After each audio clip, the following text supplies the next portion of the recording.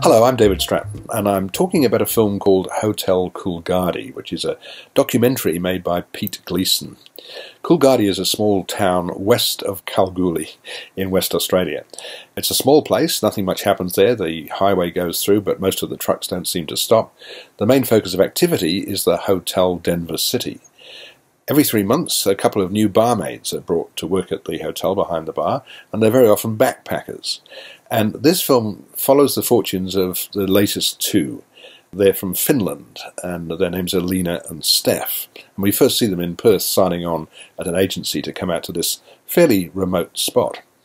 It's interesting that when they arrive, although they speak English very well, they have difficulty at first with the local vernacular and certainly the local customs, especially since the local lads, and there are a lot of them hanging around the hotel, refer to them as fresh meat.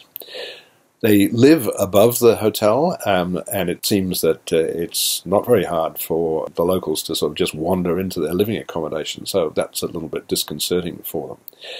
They've been around these girls, and they know how to look after themselves, but it's nevertheless still pretty confronting. It's almost wake in fright territory, the way it's depicted in the film, because the locals, very often drunk, very often quite aggressive, are a fairly scary lot.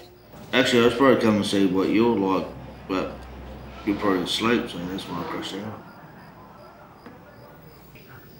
I think I should go back to bed. If you want. Come join you. Are you staying here? I was gonna come join you. No. No. Why not? The nicest of them is an old man called Can Man, but he's really daggy. He lets his dogs sleep in his car and defecate in his car, to the point that when he gives a lift to Steph, she's violently ill because of the smell. Lena has diabetes, and whenever she phones her mother back in Finland, she's told to make sure she's got her sugar levels checked.